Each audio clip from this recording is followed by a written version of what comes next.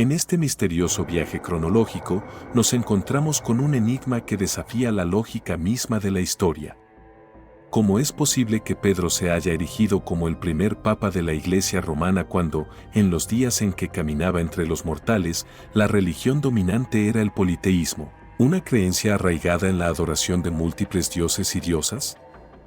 ¿Cómo pudo un pescador judío, cuyo legado estaba intrínsecamente ligado al monoteísmo del judaísmo, asumir un papel de liderazgo en una estructura religiosa que veneraba a una panoplia de divinidades paganas? Acompáñenme mientras exploramos estas intrigantes preguntas y desenterramos los misterios detrás del ascenso de Pedro como el primer papa en una Roma politeísta, según los católicos. Bienvenidos y bienvenidas a Terra Curiosa TV, el canal que se sumerge en los secretos que otros prefieren ocultar. Si no me conoces, soy Claudio Pérez, el crononauta. Antes de adentrarnos en nuestra odisea, te insto a que te suscribas y nos regales un me gusta. Estamos a punto de alcanzar nuestra meta de 500 suscriptores y con tu apoyo lo lograremos. Esta entrega está dedicada al pueblo peruano, rico en cultura e historia, lleva consigo el legado de la civilización incaica y su conexión con los ancestros mayas en una narrativa de respeto y admiración. ¡Que viva el Perú! Sin más dilación, comencemos. En el corazón de la Roma antigua, un mundo de intrigas y conspiraciones se desarrollaba entre las sombras de los poderosos templos paganos. La ciudad estaba impregnada de la adoración a los dioses del panteón romano, Júpiter, Marte, Venus, entre otras divinidades. Mientras tanto, en las calles polvorientas de Judea, la opresión romana pesaba como una tonelada de losa sobre los hombros de su pueblo. En medio de este mundo de sombras, un hombre se alzaba como una figura clave. Simón Pedro, conocido también como Pedro, el pescador convertido en discípulo de un profeta galileo, Jesús. Pero ¿cómo podría este hombre, arraigado en el polvo de Judea, haber sido el fundador de una iglesia que floreció en la esplendorosa Roma, adoradora de múltiples dioses? La historia convencional nos dice que Pedro se convirtió en el primer papa de la iglesia romana. ¿Cuán plausible es esta afirmación? ¿Es posible que Pedro haya presenciado la transición del politeísmo al cristianismo en la Roma pagana? Nos sumergimos en el tiempo hacia el antiguo imperio romano, con imágenes que muestran la adoración a los dioses paganos y la opresión sobre los cristianos. La adoración a los dioses romanos. En el primer siglo de la era común, la adoración a los dioses romanos se infiltraba en los rincones más recónditos de Judea y sus alrededores. Algunos transeúntes y ciudadanos adoraban a los dioses del panteón romano, ofreciendo sacrificios en los templos y participando en rituales paganos. A pesar de la resistencia ferviente de los judíos, la presencia de templos dedicados a divinidades romanas como Júpiter, Marte y Venus se expandía sigilosamente. Estos santuarios, a menudo ubicados estratégicamente en puntos de poder político y económico, servían como centros de adoración clandestinos para aquellos que buscaban el favor de las autoridades romanas. Sin embargo, la distribución de estos altares era mucho más sutil en comparación con otras regiones del imperio. En Judea y áreas circundantes, los templos romanos se disfrazaban hábilmente como estructuras públicas o comerciales, ocultando su verdadera naturaleza detrás de fachadas mundanas. Los altares dedicados a los dioses romanos se erigían discretamente en las esquinas de las calles principales o en plazas públicas, donde los adoradores podían rendir culto sin llamar la atención de las autoridades judías. Esta intrincada red de adoración clandestina tejía una telaraña de influencia romana sobre la Tierra Santa, mientras los devotos mantenían sus prácticas en secreto, temiendo la represalia de aquellos que resistían la supremacía romana. Dominio romano en la Judea de Pedro. En los primeros siglos de nuestra era, Roma gobernaba el mundo conocido, imponiendo su dominio con una fuerza brutal. En Judea del primer siglo, la ocupación romana otorgaba un control riguroso sobre las autoridades judías, dirigidas por un procurador romano. Aunque las autoridades locales mantenían cierta autonomía en asuntos religiosos y culturales, estaban sujetas a las leyes y políticas romanas. Cualquier desviación de las directrices imperiales podía resultar en represalias severas, manteniendo un equilibrio tenso entre la autoridad romana y la autonomía limitada de las autoridades judías. En este contexto, ¿cómo podríamos imaginar que un simple judío, seguidor de un llamado Mesías crucificado por el imperio, podría ser la mayor autoridad religiosa de la nación que controlaba a gran parte de la Europa antigua? Hay un alto ahí. Estamos justo a mitad del video y estoy emocionado de que estés aquí con nosotros. Sabes que hay algo especial reservado para la segunda mitad, así que no te pierdas ni un segundo.